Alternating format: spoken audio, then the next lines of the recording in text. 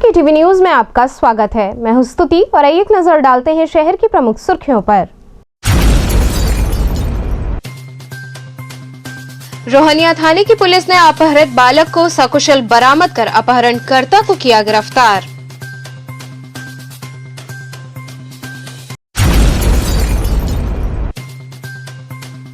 Delhi public school के बस परिचालक और सफाई कर्मचारियों को कार्यमुक्त किए जाने के विरोध में कर्मियों ने किया धरना प्रदर्शन।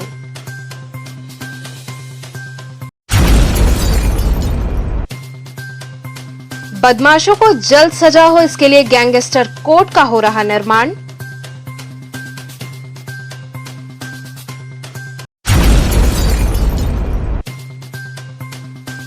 और भंडारी गली स्थित मुल्तानी सिंथेटिक्स द्वारा तीज पर्व पर महिलाओं को दिए जा रहे कई आकर्षक ऑफर्स। और अब खबरें विस्तार से। रोहनिया थाने की पुलिस ने अपहृत बालक को सकुशल बरामद कर अपहरणकर्ता को गिरफ्तार कर लिया।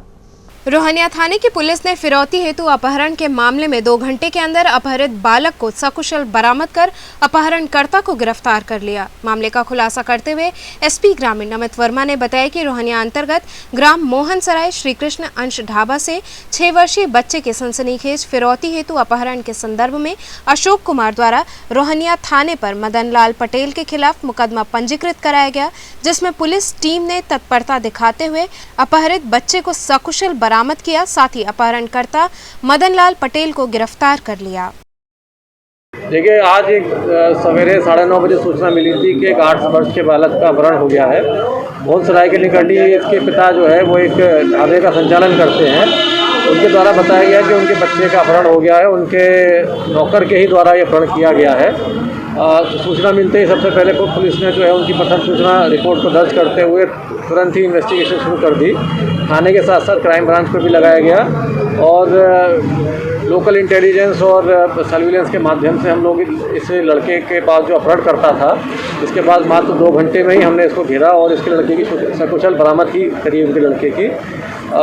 साथ ही साथ ये भी जानकारी में आया है कि जो ये अपहरण करता है ये इलाहाबाद का मूल रूप से रहने वाला है। लगभग 1.5-2 महीने से ये ढाबे पे काम कर रहा था और इसके द्वारा ही योजना बनाई गई थी, क्योंकि लड़का इसके गुड फेथ में था, जो बच्चा साथ में था उसको भगा फुसला के अपने साथ ले गया था और एक यहीं से लगभग 5-7 किलोमीटर करीब एक जंगल पड़ता है, जंगल में ही लगातार उसको रख के ये कोशिश कर रहा था कि 3 लाख की फिरौती जो मांगी थी वो उसको मिल जाए और इसके तरह धमकी भी दी गई थी कि अगर फिरौती मुझे नहीं मिलेगी तो मैं लड़के को मार डालूंगा।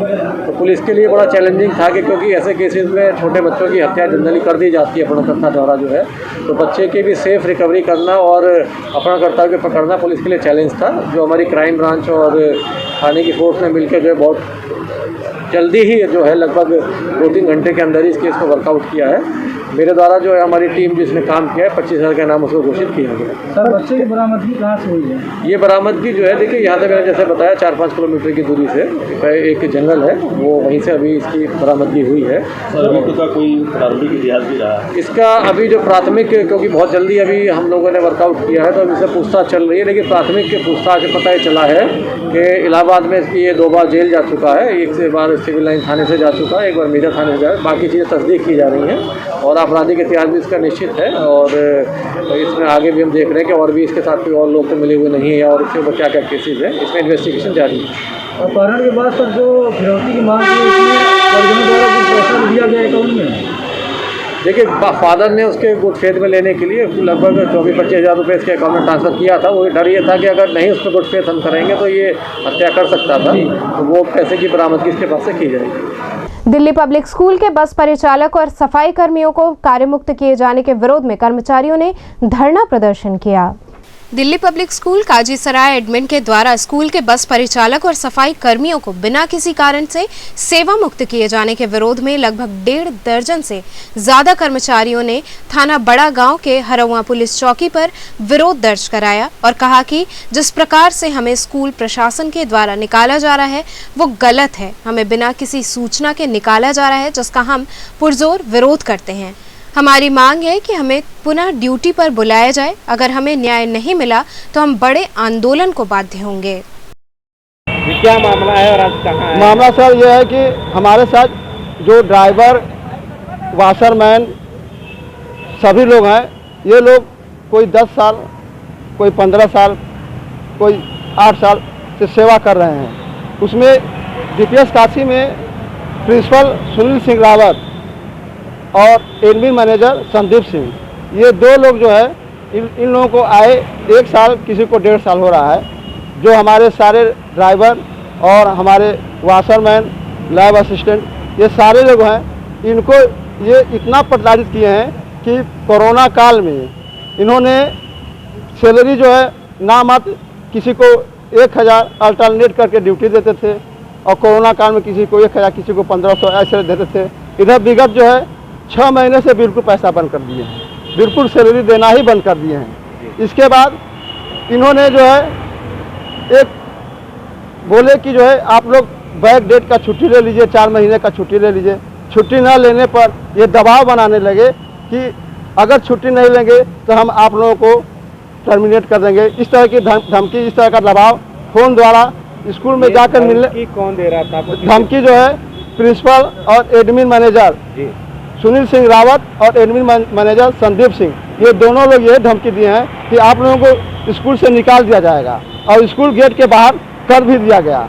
जबकि ड्राइवर कंडक्टर हमेशा उनसे यही कहते थे कि हम लोग काम करने के लिए तैयार हैं, लेकिन इसके बावजूद भी ये हमेशा जो है ड्राइवर कंडक्टर को ये टारगेट बना के परेशान करते थे कि किसी न किसी प्रकार से इनको प्रताड़ित करें। और लास्ट में इन्होंने 27 ड्राइवर और कंडक्टर को टर्मिनेट करके निकाल दिया। टर्मिनेट का कारण क्या बताया गया है प्रशासन? कोई भी कारण बिना बताए ये अपने मनमानी ढंग से अपने दबंगई के बल पर ये अपने पावर का यूज करके मिसयूज किए और करके बिना कोई वो किए टर्मिनेट कर दिए। इस संदर्भ में आप अभी कहाँ आए हैं और क्या मांग? हम माननीय पुलिस चौकी प्रभारी महोदय थाना हरौंगा में, चूँकि इसके पहले 2 दिन पहले थाने में हमारे DPS काशी में संदीप सिंह, ये जो है आपके मैनेजर, एडमिन मैनेजर और प्रिंसिपल सुनील सिंह रावत, ये बोले कि आप लोगों की समस्या हम 2 दिन के अंदर, मतलब आज दिनांक 8/9/2021 को हम लोग पुलिस चौकी हरौंगा में यह बयान दे रहे हैं कि हम लोगों की कोई सुनवाई वाशरमैन गेट पर जा करके और वहाँ करीब 3 घंटे खड़े होने के बाद भी वहाँ कोई उनका निर्णय नहीं निकला। और इसलिए जो हम लोग परेशान होकर के थाना पुलिस चौकी हरौंगा पर आकर के यह बात आपके समक्ष कर रहे हैं। प्रबंधक से बात होने पर वो सीधे बोल रहे हैं कि हम आप लोगों को कोई बस ये टाल मटोल कर रहे हैं कि 2 दिन का समय लिए थाना प्रभारी महोदय जी से, थाना प्रभारी महोदय जी भी हम लोग से बोले हैं, आज बोले हैं कि हम आज आप लोगों को कराएंगे। निर्णय दिए हैं कि आज आप लोगों का वो किसी प्रकार का नए आदमी का अपॉइंटमेंट नहीं करेंगे और ना नहीं हो रहा है। आप लोगों की मांग नहीं हो रही है तो क्या करेंगे? हम लोगों की अगर मांग नहीं होती है तो हम लोग भूखमरी के कगार पर आ जाएंगे। इसके लिए हम लोग जहां भी हमको न्याय मिलेगा वहां तक हम जाने के लिए प्रयास करें। बदमाशों को जल्द सजा हो, इसके लिए गैंगस्टर कोड का निर्माण कराया जा रहा है।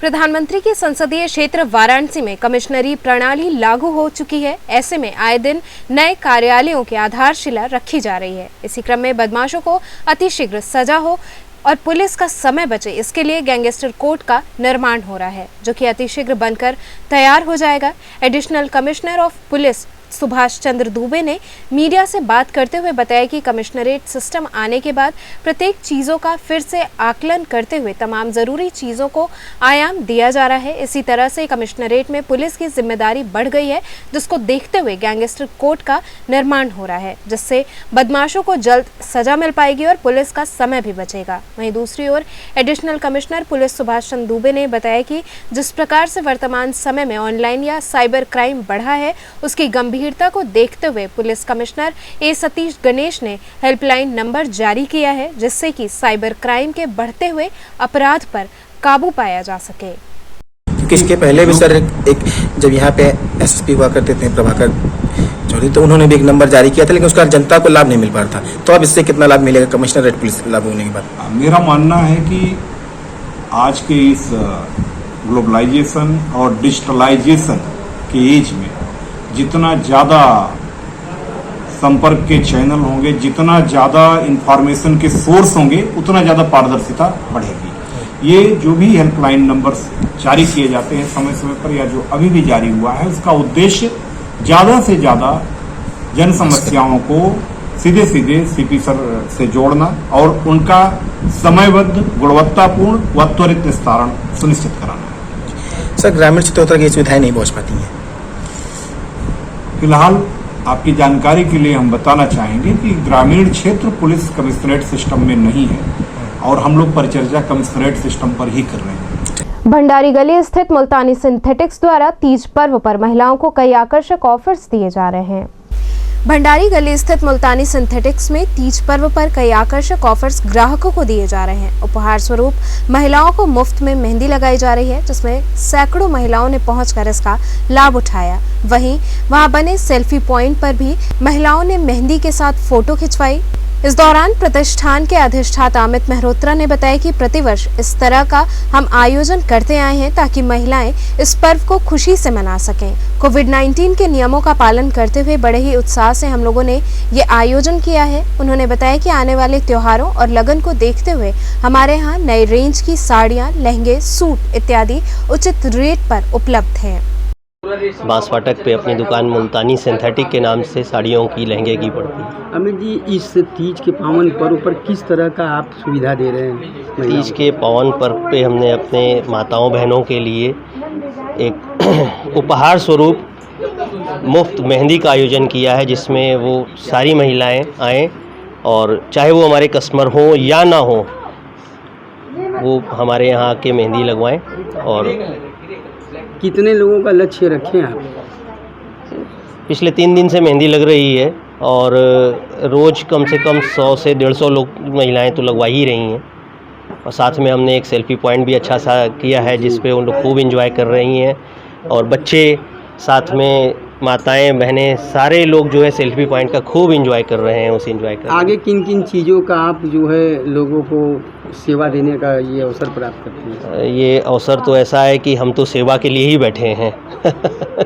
हाँ, ये ज़रूर है कि सस्ता और अच्छा, कोशिश रहती है कि उचित दाम और उत्तम व्यवहार मुल्तानी दे पाए अपने कस्टमर्स को। तो क्या क्या रेंज रहता है आपके पास? हमारे पास साड़ी है। साड़ी हमारे यहाँ कम से कम कोशिश करते हैं 150 रुपये से लेकर के 10,000 रुपये तक की, 15,000 रुपये तक की रखते हैं। और लहंगे भी हमारे पास जो होते हैं 1500 से लेकर के स्टार्टिंग रेट रखते हैं। आगे दिनों में विवाहों का सीजन है और त्योहारों का सीजन, उसमें क्या क्या वैरायटियाँ नई लेके आए हैं? हमारे यहाँ अक्सर नई वैरायटी रोज़ ही उतरती रहती है भैया, लहंगे की, चाहे साड़ियों की और सूट के कपड़े, कुर्तियों की, क्योंकि अपना थोक का काम है, इस वजह से रेंज हमारे यहाँ खूब मिलता है, भरपूर रेंज मिलता है। सेल होने की वजह से माल हमेशा बदलता है। इस समय महिलाओं का पावन त्यौहार चल रहा है तीज, तो आप मेहंदी भी लगा रही हैं, तो किस तरह के महिलाओं को क्या देना चाहेंगी संदेश, जिस तरह से कोरोना काल भी चल रहा है? अब यही देना चाहेंगे कि तीज पर्व तो मनाना ही है, लेकिन इसमें सोशल डिस्टेंसिंग और मास्क का प्रयोग करती रहें और साथ में खुशी से अपना पर्व भी मनाती रहें। किस तरह से इस पर्व को आप लोग मनाती हैं? इसमें भैया हम लोग अपना 16 श्रृंगार करते हैं, तीज के दिन निर्जला व्रत रहते हैं और शाम को पूजा पाठ करते हैं, और यही अपने पति की लंबी आयु के लिए इस तीज को किया जाता है। हिंदू युवा वाहिनी द्वारा वंदे मातरम राष्ट्रीय गीत दिवस मनाया गया। गुदौलिया चौराहे पर हिंदू युवा वाहिनी ने वंदे मातरम राष्ट्रीय गीत दिवस के अवसर पर कार्यक्रम आयोजित किया। इस अवसर पर हिंदू युवा वाहिनी के सैकड़ों कार्यकर्ताओं और वहां मौजूद पर्यटकों ने राष्ट्रीय गीत गाया। मीडिया से बात करते हुए हिंदू युवा वाहिनी के महानगर मंत्री नितेश सिंह ने बताया कि वंदे मातरम राष्ट्रीय गीत दिवस पूरे प्रदेश में मनाया जा रहा है। इसी दिन बंकिम चंद्र चटर्जी ने राष्ट्रीय गीत लिखा था। इस अवसर पर पूरा वातावरण देशभक्ति से ओतप्रोत रहा। इस मौके पर बड़ी संख्या में कार्यकर्ता मौजूद रहे। आज वंदे मातरम राष्ट्रीय गीत दिवस है, जिसमें हमारे वाराणसी महानगर अपितु पूरा प्रदेश वंदे मातरम राष्ट्रीय गीत दिवस के रूप में मनाता है। आज ही के दिन बंगाल में बंकिम चंद्र चटर्जी जी ने 7 सितंबर को वंदे मातरम गीत लिखा था। उसी को हम लोग माँ भारती की वंदना के रूप में इस कार्यक्रम को प्रतिवर्ष मनाते हैं, जिसको बहुत भव्य रूप से मनाया जाता था।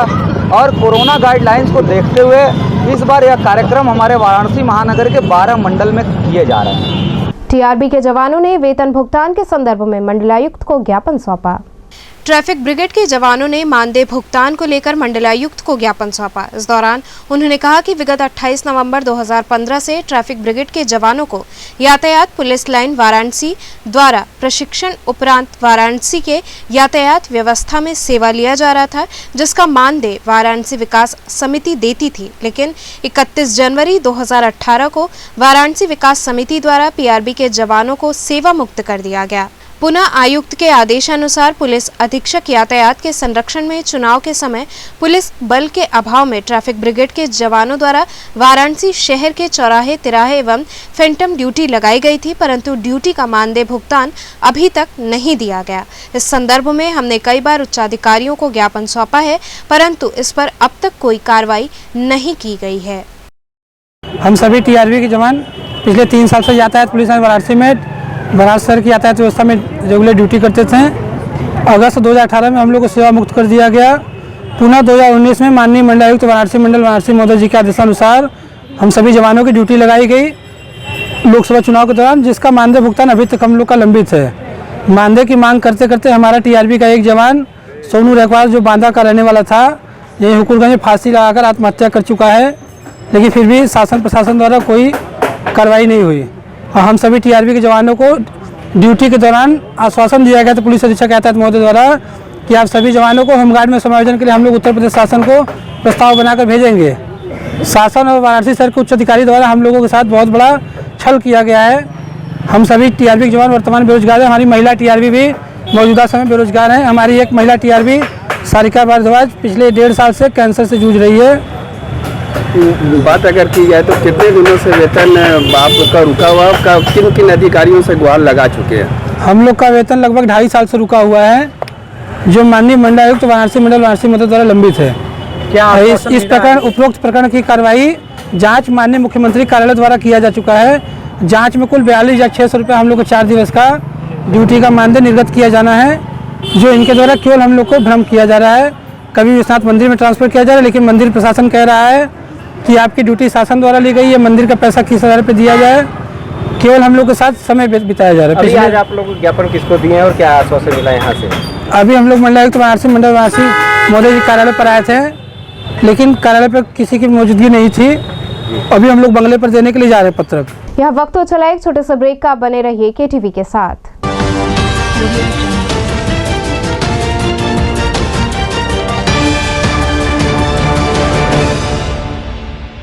खबरों से जुड़े रहने के लिए हमारे चैनल केटीवी वाराणसी को सब्सक्राइब करें और लेटेस्ट अपडेट्स के लिए बेल आइकन को प्रेस करें।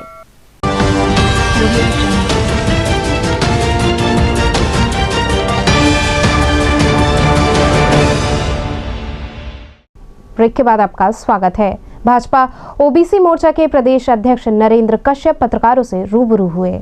भाजपा ओबीसी मोर्चा के प्रदेश अध्यक्ष नरेंद्र कश्यप ने सर्किट हाउस में प्रेस वार्ता करते हुए कहा कि उत्तर प्रदेश में अपने संख्यात्मक संगठनात्मक शक्तियों को अर्जित करने के लिए पिछड़े वर्गों के 10 करोड़ की आबादी में रहने वाले समाज को भारतीय जनता पार्टी के सोच सिद्धांत से जोड़ने के लिए सरकार की उपलब्धियों के साथ लोगों के मध्य जाकर अपनी बात रखेंगे और संपूर्ण उत्तर प्रदेश में ओबीसी मोर्चा भारतीय जनता पार्टी को सशक्त और मजबूत करेंगे।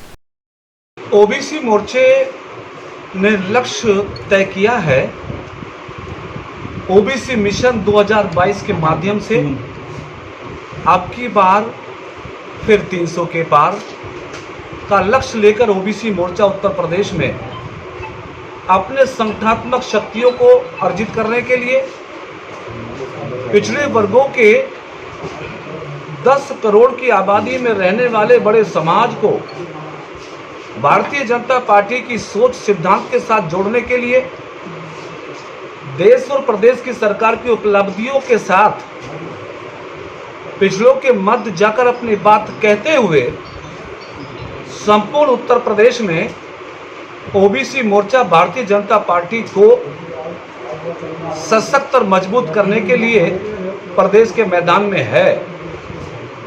और दूसरी बात, ओबीसी मोर्चे की आगामी रणनीति, प्रदेश के आगामी कार्यक्रम और तमाम योजनाओं के निर्धारण के लिए 18 सितंबर को ओबीसी मोर्चे ने प्रदेश कार्य समिति का आह्वान अयोध्या में होने के लिए कार्यकर्ताओं का किया है, यानी 18 सितंबर को ओबीसी मोर्चा प्रदेश कार्य समिति अयोध्या में करेगा।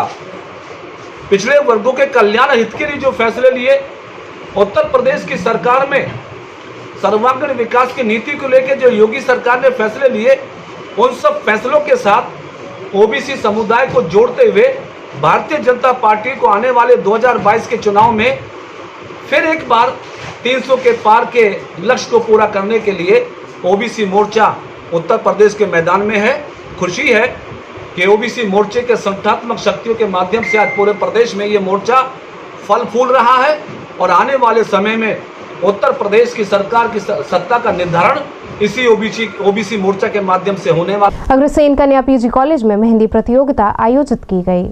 अग्रसेन कन्या पीजी कॉलेज के प्रांगण में तीज महोत्सव के उपलक्ष्य में मेहंदी प्रतियोगिता का आयोजन किया गया। इस अवसर पर छात्राओं ने एक से बढ़कर एक मेहंदी डिजाइन के माध्यम से अपनी कला का प्रदर्शन किया। इस दौरान उत्कृष्ट मेहंदी डिजाइन हेतु छात्राओं को प्रथम, द्वितीय, तृतीय व सांत्वना पुरस्कार भी प्रदान किया गया।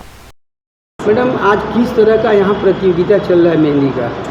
ये तीज महोत्सव के अवसर पे उसकी पूर्व संध्या पे यहाँ पे मेहंदी कंपटीशन हो रहा है और ये मेहंदी कंपटीशन अग्रसेन कन्या पीजी कॉलेज की दोनों ब्रांच में हो रहा है, शिवपुर ब्रांच, परमानंदपुर ब्रांच और बुलानाला ब्रांच। बुलानाला में 60 बच्चे भाग ले रहे हैं और परमानंदपुर परिसर में 42 बच्चे भाग ले रहे हैं। ये अपनी संस्कृति से जुड़े रहें, अपनी विधाओं को जानें, इसके लिए ये प्रोग्राम किया गया है। और ये इतना ही नहीं, इसमें फर्स्ट, सेकंड, थर्ड प्राइज़ भी रखी गई है। प्रथम और द्वितीय, तृतीय पुरस्कार के साथ ही साथ सांत्वना पुरस्कार की भी व्यवस्था की गई है, जिसमें प्रत्येक बच्चे को सर्टिफिकेट प्रोवाइड किया जाएगा और परमानंदपुर परिसर में पेन भी साथ में, पेन और सर्टिफिकेट, और बुलानाला परिसर में तुलसी का प्लांट और सर्टिफिकेट के साथ उन्हें उनका उत्साह वर्धन। श्रद्धा जी, आज क्या कर रही हो तुम? आज हम मेहंदी कंपटीशन है हमारे कॉलेज में, जो कि हम लोग को कंपटीशन में थीम मिला है कि कोई अपने थीम पे बनाए। उसमें कंपटीशन में प्रथम, द्वितीय, तृतीय पुरस्कार मिलेगा, उसके साथ प्रोत्साहन पुरस्कार और सर्टिफिकेट भी मिलेगा। जैसे हम लोग का मन लगा रहेगा और अच्छा लगा है कि हमारे स्कूल में नए नए कार्यक्रम होते हैं, हम लोग भाग लेते हैं। अगले साल भी हम लोग फिर से भाग लेंगे। लक्ष्मी कुंड स्थित लक्ष्मी माता मंदिर में इस वर्ष कोविड को देखते हुए मेले का आयोजन नहीं किया जा रहा है। पत्रकारों से मुखातिब होते हुए महंत शिव प्रसाद पांडे ने बताया कि कोरोना काल को देखते हुए इस वर्ष लक्ष्मी कुंड स्थित माता लक्ष्मी के दरबार में लगने वाले 18 दिवसीय मेले को आयोजित नहीं किया जा रहा है। उन्होंने बताया कि इस दौरान माता का पूजन अर्चन समय अनुसार होगा, साथ ही भक्तों के दर्शन पूजन का क्रम भी जारी रहेगा। गुरुजी, किस तरह का प्रेस वार्ता किए आप? देखिए, ऐसा है कि लोलार्क छठ एवं विश्व प्रसिद्ध सोरहिया मेला, ये दोनों मेला काशी में अनादिकाल से होता चला आ रहा है। लेकिन कोविड-19 जो इस वक्त महामारी फैली हुई है, इस महामारी को देखते हुए लोलार्क छठ पर स्नान आदि और मेला ये स्थगित किया गया है, इसको नहीं किया जाएगा। और साथ ही लक्सा थाना अंतर्गत महालक्ष्मी कुंड, महालक्ष्मी मंदिर में भी ऐसी व्यवस्था कोविड-19 की गई है कि कोविड-19 के तहत लोग दर्शनार्थी अपना दर्शन पूजा इत्यादि करें और मास्क लगा कर रहें, 2 गज की दूरी का पालन करें। इसके साथ मंदिर में दर्शन पूजन 16 दिवस तक लोग करें और मंदिर के अंदर परिक्रमा, कथा, वार्ता, किसी भी प्रकार का बैठकी ये नहीं होने दिया जाएगा।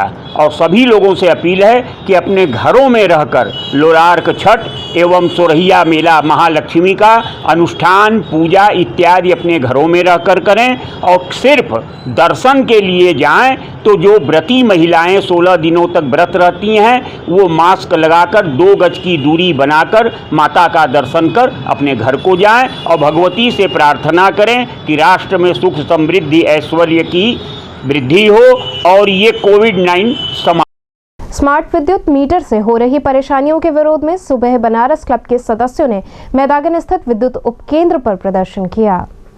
जनता के सामने वैसे तो महंगाई, सीवर, सड़क, पानी समेत तमाम समस्याएं हैं, लेकिन वर्तमान समय में उनके लिए बिजली का बिल सबसे बड़ी मुसीबत बना हुआ है।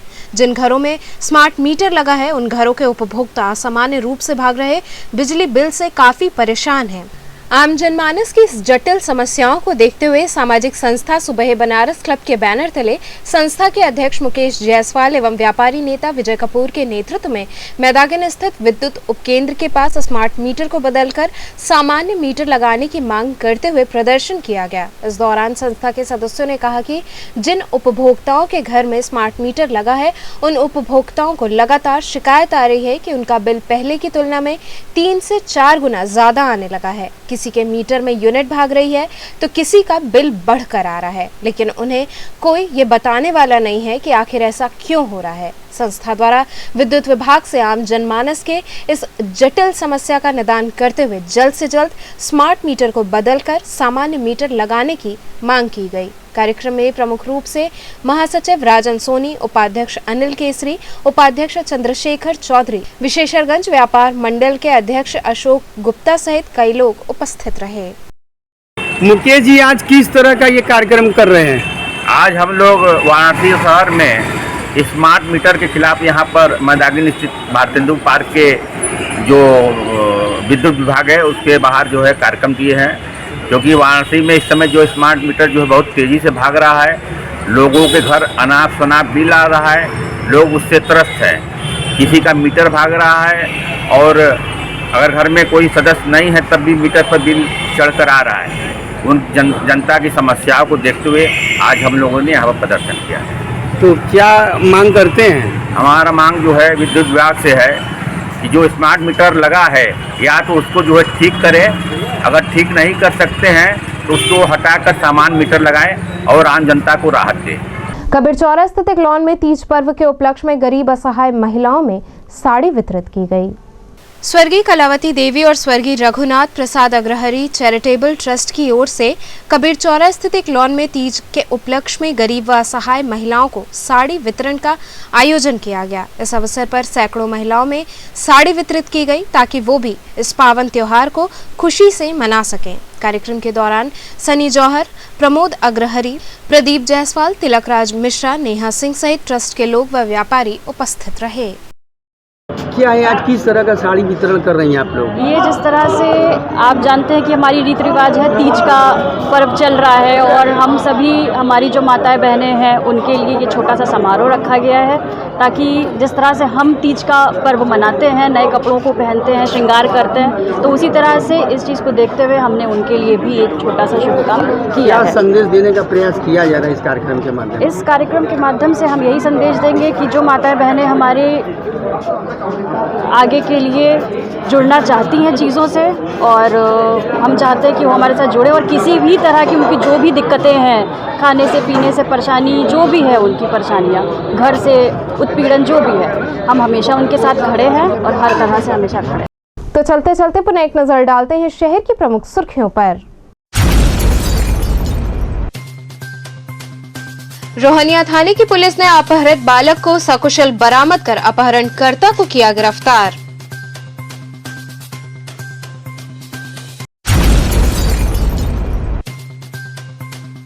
दिल्ली पब्लिक स्कूल के बस परिचालक और सफाई कर्मचारियों को कार्यमुक्त किए जाने के विरोध में कर्मियों ने किया धरना प्रदर्शन।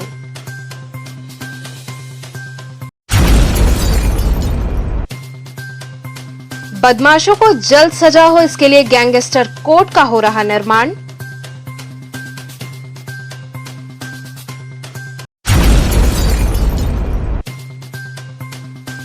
और भंडारी गली स्थित मुल्तानी सिंथेटिक्स द्वारा तीज पर्व पर महिलाओं को दिए जा रहे कई आकर्षक ऑफर्स। तो थे आज के समाचार, कल फिर होगी मुलाकात, तब तक के लिए नमस्कार।